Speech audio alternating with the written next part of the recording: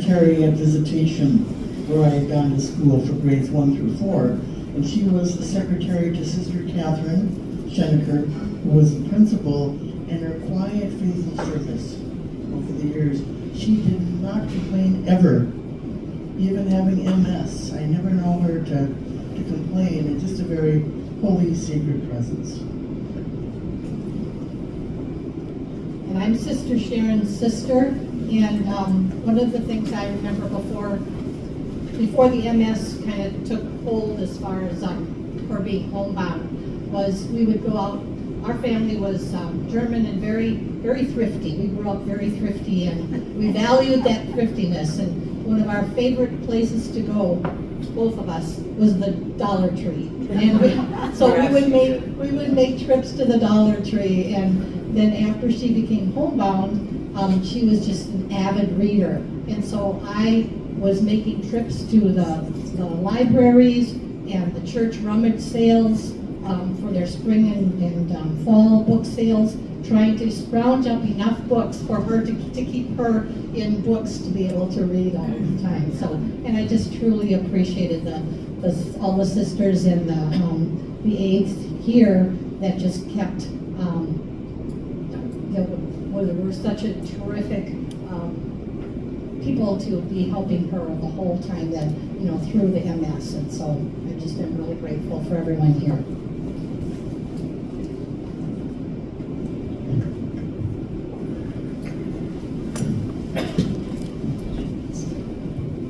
I'm Kara, and this is on, I think. Yeah, a little closer. Okay. Like right down the front. And I remember I want to mention Carol Manning too, because it's hard to think about having become an oblate without thinking of Mary Lou and Carol. I used to come to a lot of retreats here, and Carol was usually extremely welcoming. And later when she died, I found out some of the educational credentials she had, and I was just amazed seeing a lot of these women. And then Sister Mary Lou was the one who interviewed me right at the window there one day, and could have been what it would have been July or August, and I still remember that vividly. And she was still the head of the training program and was very active in my oblate group, finished in 2022.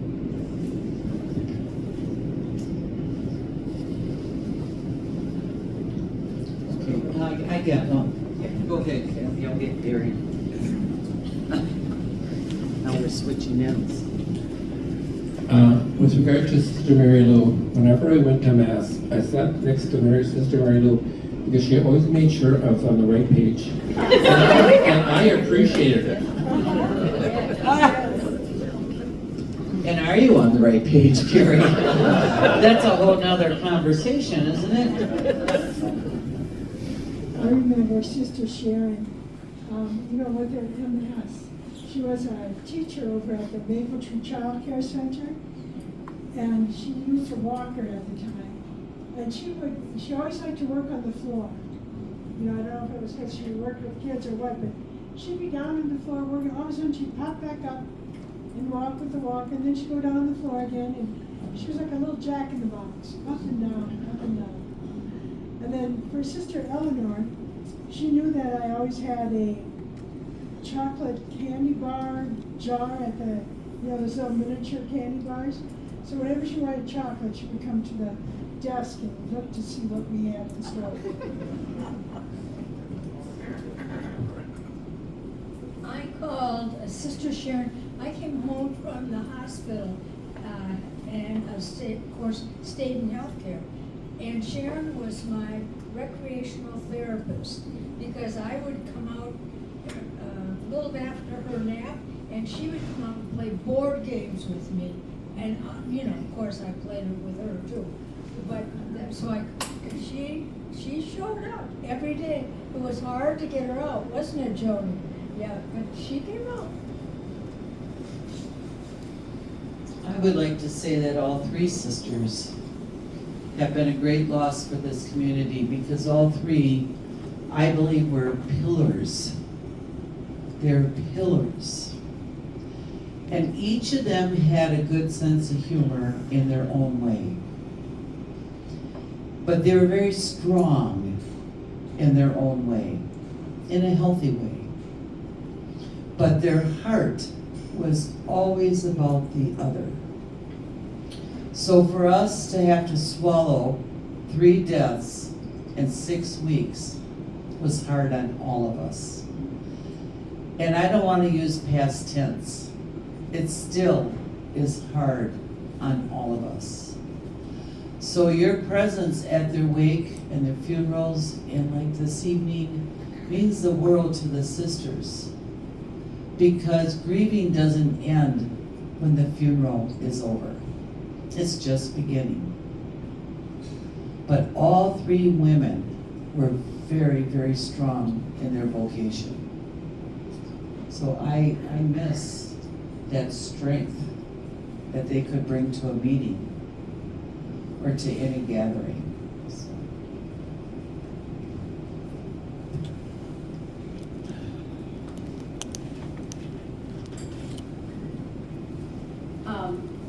I'm Jennifer, and I'm late of the class of 2023, and Sister Mary Lou certainly had that impact too, as others talked about in the training piece. I think we were her last official class, and one of the things I remember from class, as I'm hearing all of this and I'm learning all of it, and I'm wondering, am I going to be good enough to do this? Because I, always everything on a grading scale, and just looking at the sisters, and especially Sister Mary Lou, and thinking, wow, I don't know if I'm going to be good enough for this. And she just always would say, I'm still trying to figure it out. And that always made me feel better, that and after all these years, someone as wise and wonderful as she still was figuring it out. I thought, okay, then it's okay. I can take the leap. The other thing that I just absolutely love and miss is whenever you would come in the doors in the front, it's almost like she would be there. She'd be coming down, and her smile just like beamed. It would just light up the space. Just this huge smile, and she was so genuinely happy to see you and wanting to know how you were. So that radiating brightness from her was just incredible. So we try and carry that on. So I also have to speak about Sister Eleanor. She was my sponsor, my oblate sponsor. And we became very close in a very short period of time. And I've got lots of stories. But Sister Karen, when I came to tonight, she said, "So you didn't bring the dog?" And I said, "Well, I didn't really think she was invited." But so we adopted a dog, and she's continues to be a challenge for us. She was a rescue, and she continues to be a challenge. And Sister, so that our topic of conversation every single time became about the dog, because she would tell me all about the dogs that her brothers had that were hunting dogs while she was growing up on the farm and all of that. And this dog is a little one who's goes to one person. So anyway, when I found out that Sister Eleanor was in her last few days, I brought the dog over and sat her on Sister Eleanor's bed, and we were there about 90 minutes, and the dog did not move. She did not complain. She did not, all the things that she does to my husband and I. He's still trying to make friends with her. She was Eleanor's very best friend. And so we miss her terribly, because we would be having her over at least once a month now to help us calm the dog down. So anyway, one of many, many memories. Okay.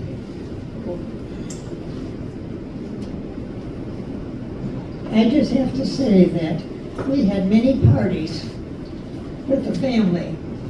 When Mary Lou and I lived together at Prosperity. All the boys and the girls would come. And of course, Mary Lou loved parties, right? Yeah, she was a party girl. So we had many good times at our house together with the family, with the young people, as we're getting older now. So I'm so grateful. She's been a good friend of mine for a long time. And I'm another one of Mary Lou's nieces, and this actually is her older brother.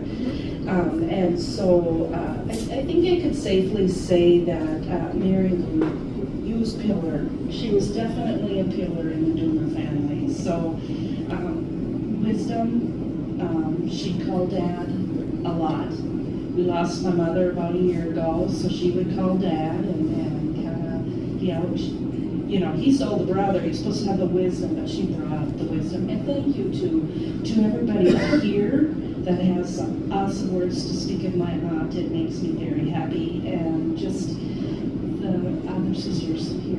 So, yeah. Okay, I think we have time maybe for a few more. So you're one, okay? Maybe one more after this.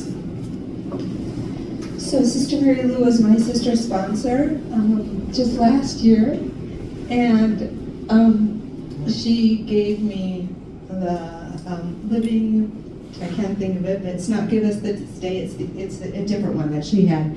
And she was so excited to give, yeah, that's it, Living with Christ. And she was so excited, and she said to me, Gwen, I'm going to give this to you early because it's so important. And then she said, I give all of my oblates a gift, but I'm giving this to you. And so I, got my first one like maybe in February or March. And it just has been such a special thing to get in the mail every month, this gift that keeps coming from her. And she was just so dear. And as everybody has said, she is so radiant and welcoming, and you just knew that you were loved from the very first time I think I saw her many years ago. She just oozed love and kept that flame going the whole time I knew her.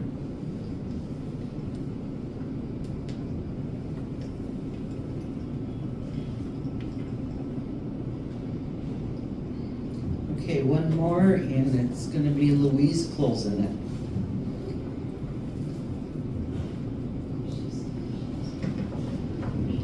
Well, I had, and I'm using the word dealings in a very kind way, something different with each of these three sisters. Eleanor and I were together at St. Anne's in North Minneapolis, and here's one of our students, my brother. At any rate, Sharon was my helper in the library. People would return books, and we'd have them on a black card, and Sharon would put them in Dewey Decimal order, and then my other volunteers would put them on the shelves. And Sharon would come faithfully, and my desk was a little closet, and so I always could tell someone was in the library, but I couldn't see them. And Sharon would always be in there working with the books, and then she would spend time reading, and every so often she would come to the door and we would visit. And I missed her when she couldn't come anymore. But then she was always my partner or across from me when we played bingo. And towards the end she didn't come to bingo, so we always played 3 games. And one of the games I always dedicated to her, and we always won. Everybody won a game.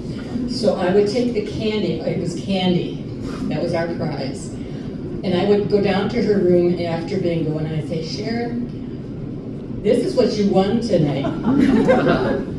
But in the end, she wasn't even eating that. And so the morning that she died, I had been with her during the evening and during the early morning. And so I was the last visitor. A couple of sisters were in there getting things ready. And the last bit of candy that I had given her, she hadn't eaten. And I could tell it was what I had given her. So I took it and I ate it in her honor.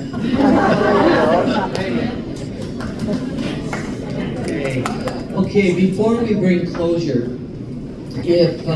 don't be afraid to throw out these placemats. We're not going to use them, trust me. So that you can just go right ahead and toss those. And if you're not going to bring this home, you can just leave it on the table, and then we will use it again, all right? So, thank you very much, and you're done with me now. And so we turn it over to Sister Catherine. So thank you again, everyone, for being here tonight with us. Your presence, prayers, stories, your laughter, and your tears have filled this evening with grace. Together we have remembered with love our sisters Mary Lou, Eleanor, and Sharon. We've also remembered by name earlier our oblates who passed away during the year, and those who all now rest in God's eternal presence. On behalf of the Sisters of St. Paul's Monastery, we want you to know how deeply grateful that you came to share this sacred time of prayer and remembrance. When you come here, whether for prayer, a meal, a retreat, or visit, you become part of our life. Please know that you are always welcome here. We hope that you will continue to join us often, to pray with us, to rest with us, and share in the peace and joy that flow from this holy place. May the memories that we have shared tonight bring comfort, and may the light of Christ guide all of us. Thank you again, and God bless you. I also want to say a special thank you for Travis, if you would stand, and Melissa.